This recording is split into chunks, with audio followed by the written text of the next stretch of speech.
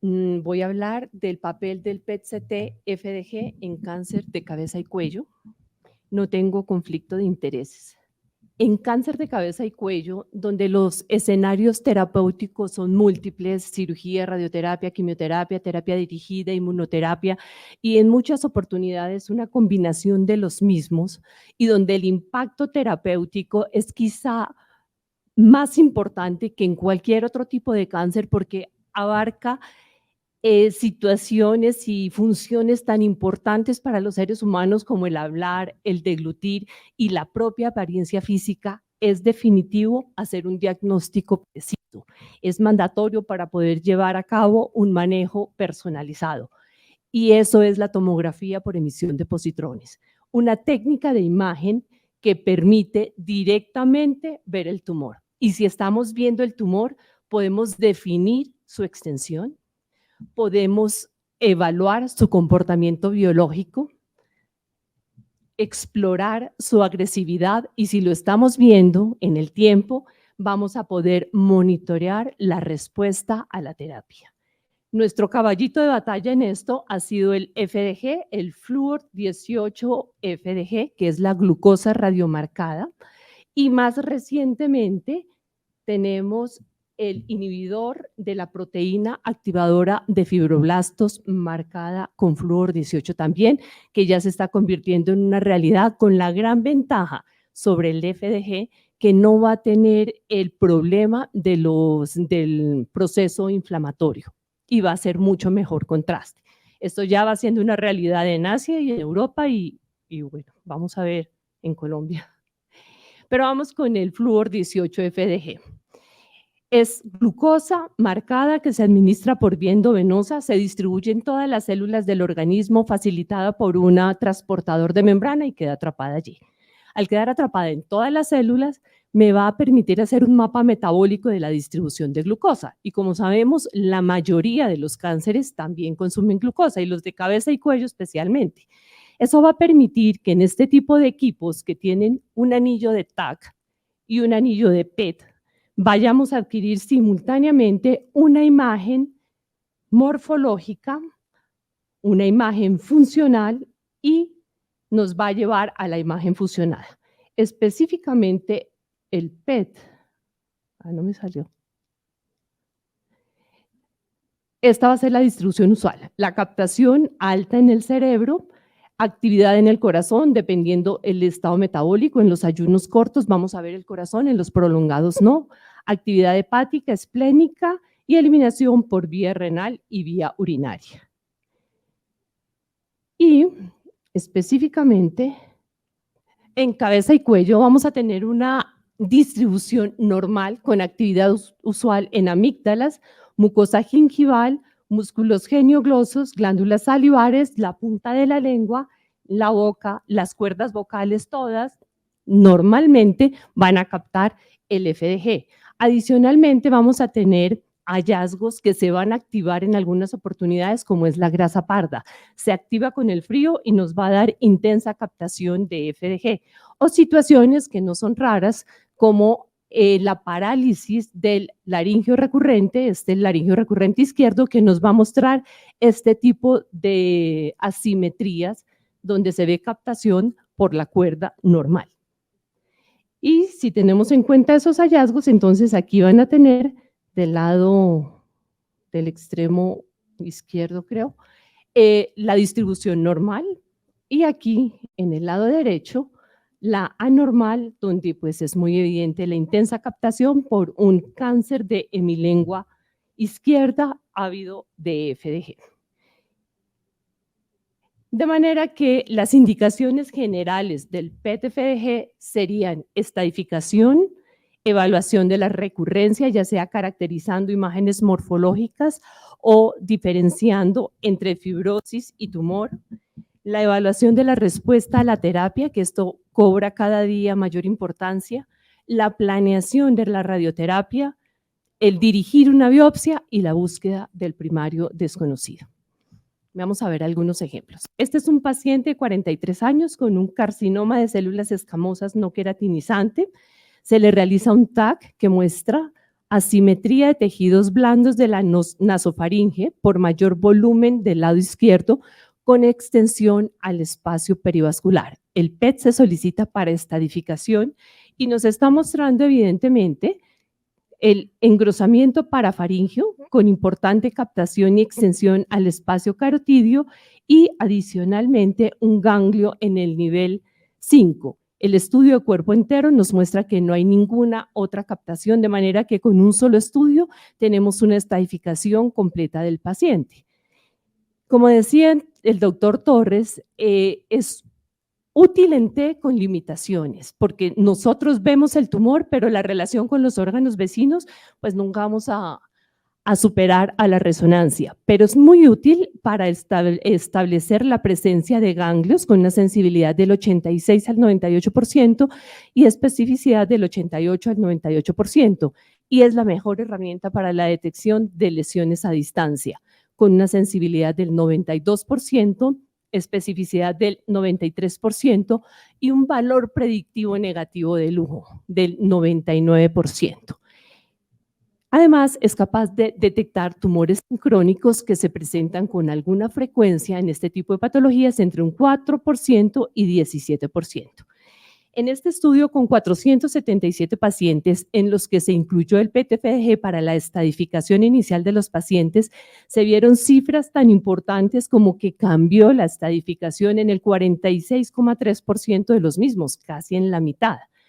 En 11,7% les bajó el estadio y en 34,6% se lo subió, y se lo subió a costa de los ganglios que en todas las imágenes morfológicas se habían visto como normales y eran ganglios comprometidos por tumor. Esto tiene un impacto directo en el manejo con un cambio de la terapia casi en el 20% de los pacientes y adicionalmente modificación del procedimiento quirúrgico o de la radioterapia o produciendo una desescalada terapéutica que definitivamente mejora el pronóstico de los pacientes. Ahora, a los médicos nos encanta tener cifras y poderlo medir. Es parte de lo que nos han enseñado. ¿Cómo vamos a medir eso? No hay una medición real y clara ni 100% en PET-FDG. Se han establecido diferentes índices. El SV, que se lo reportamos todos los días, el índice glicolítico, TLG, y el volumen tumoral, BMT. Como les digo, ninguno 100%, pero es un acuerdo ya de todo el mundo científico que a mayor SV, mayor agresividad de la lesión, que a mayor índice glicolítico, menor sobrevida, peor pronóstico, y que a mayor volumen tumoral, igualmente, menor sobrevida, de manera que el PET se convierte en una herramienta pronóstica. En otro contexto clínico, este es un paciente de 62 años con un carcinoma escamocelular de mucosa bucal derecha, se le practica una hemiglosectomía, va a radioterapia y nos piden el estudio para evaluar la recurrencia. Y este es el estudio de control. Hay captación en el lecho quirúrgico muy intensa en la mucosa bucal adyacente y en un ganglio en el nivel 2 derecho, confirmando la recurrencia local. Paciente de 48 años con un carcinoma escamocelular de nasofaringe, es llevado a radioterapia. La resonancia de control muestra una masa en la base de la hemilengua derecha con velamiento de la valécula. Hay recurrencia. El PET nos muestra que hay biodistribución usual, que no hay aumento de la captación en ninguna parte, que el rastreo es negativo, se reporta como negativo, se realizan las biopsias y el resultado es mucosa laringe lingual negativa para malignidad y una inflamación crónica y cambios hiperplásicos. En un campo en el que no hay nada, ninguna otra técnica que supere esta posibilidades en la respuesta a la terapia. Este es un paciente de 58 años con una masa cervical, una biopsia que mostró carcinoma escamocelular metastásico. Este es el PET de estadificación. Ahí ustedes pueden ver la lesión maligna hipermetabólica en la amígdala palatina derecha, metástasis cervicales derechas, no había lesiones a distancia, la biopsia confirmó un carcinoma escamocelular y el paciente fue llevado a quimio radioterapia. Posteriormente, en octubre de ese mismo año, se le realiza el estudio para evaluar la respuesta a la terapia. Y ustedes pueden ver que no hay captación del trazador en ningún área, mostrando una respuesta metabólica completa. En respuesta a la terapia, como ustedes saben, la cirugía, la radioterapia, todos los procedimientos terapéuticos producen edema, hiperemia, cicatrización, pérdida de planos grasos, todas las referencias que tienen los estudios morfológicos para hacer diagnóstico. Adicionalmente, con los nuevos agentes, ya la respuesta no es citorreductora, sino citostática, entonces peor, ni siquiera hay una reducción del tamaño del tumor, de manera que el PET en este momento supera todas esas limitaciones de las imágenes convencionales, porque va a detectar las células viables, se puede cuantificar dentro de las escalas EORT y PERSIST, y tenemos una evaluación cualitativa que ha tratado de estandarizarse por los métodos de Porcedu, criterios de Hopkins, criterios de Deauville, tomando como referencia otros órganos para definir qué tanto y qué tan significativa es la captación que estamos observando de las lesiones. Más recientemente, el NIRADS, tratando de disminuir la variabilidad interobservador, estandarizando el reporte radiológico, estableciendo un nivel de sospecha radiológico y permitiendo dar una recomendación de manejo. Voy a pasar un poquito por el NIRAS, que han hecho como mucho ruido internacional. El NIRAS 0, pues como en todas estas mediciones, es un estudio que le faltan datos, estudio incompleto. En el NIRAS 1, que este es el ejemplo, este es un paciente con un PET-CT inicial que muestra lesión de la base de la lengua del lado izquierdo, hipermetabólica, y una adenomegalia 2 derecha con un SB máximo de 8. Quimio-radioterapia, y el control es este, que no hay ninguna captación. Eso es un NIRAS 1. No hay evidencia de recurrencia local, no hay evidencia de adenopatías. Este paciente seguiría para un seguimiento rutinario con una tasa de recurrencia del 4.3%.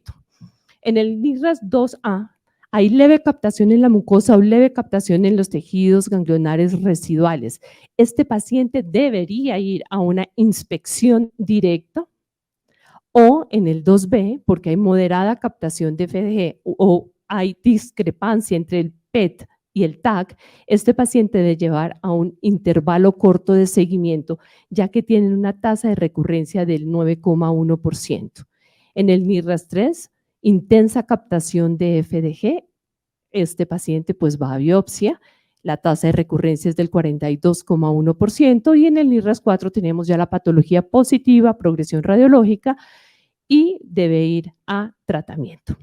¿Cuál de estas es mejores? Pues este grupo se puso a compararlo, se puso en la tarea de compararlas todas en un grupo de 562 pacientes y encontró que las 4 escalas de interpretación eran útiles, ¿sí? Que tenían un rendimiento diagnóstico similar. Porcedu y Deauville, que comparan con el hígado y con el pulso sanguíneo, minimizan los resultados indeterminados y mantienen un valor pronóstico negativo alto. De todas maneras, con cualquiera que se use el PET-CT FDG es de gran utilidad en la respuesta terapéutica. Un metaanálisis de 51 estudios con 2.335 pacientes mostró que el PET FDG tiene una sensibilidad de enfermedad residual del 94%, especificidad del 82%, un valor predictivo positivo del 75% y un valor predictivo negativo del 95%.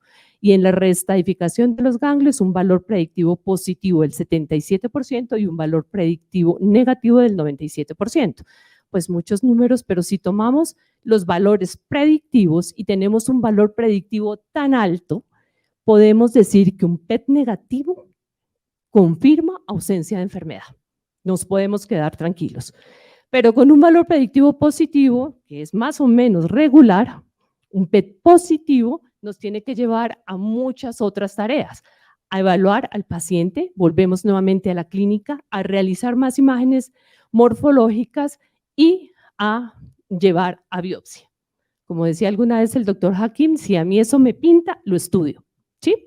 Entonces, ese es el punto con el PET positivo y definitivamente es un factor pronóstico. Un PET negativo estadísticamente muestra una sobrevida libre de enfermedad, libre de progresión, mejor que un PET positivo. Y, por ejemplo, si tomamos en los pacientes BPH positivo, tratados con radioterapia, el PET negativo tiene un valor pronóstico negativo del 100%, no hay que hacer nada más. Eso en respuesta a la terapia. ¿Cuándo realizar el PET? Ya habíamos mencionado algo el doctor Torres, si hacemos una quimioterapia convencional, 4 semanas, para evitar que las lesiones bajo terapia no capten el FDG, entonces para evitar los falsos negativos, una radioterapia 3 meses para evitar los falsos positivos por proceso inflamatorio. En los tratamientos inmunológicos debemos esperar más, 8 semanas o a 4 semanas o hacer un seguimiento de imágenes porque la pseudoprogresión nos juega en contra, ¿no? Hay aumento de la captación, entonces hay que hacer imágenes secuenciales. Biopsia 1 semana y cirugía mayor 4 semanas.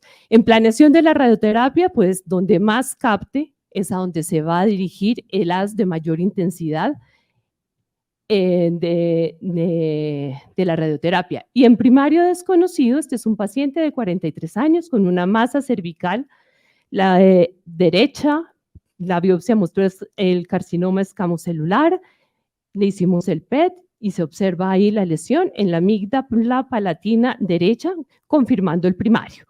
De manera que PET-FDG en cáncer de cabeza y cuello en primario desconocido, por ser capaz de detectarlo, cambia el manejo en una cuarta parte de los pacientes. Tiene una sensibilidad del 97% y especialmente para lesiones de amígdala palatina y de base de lengua.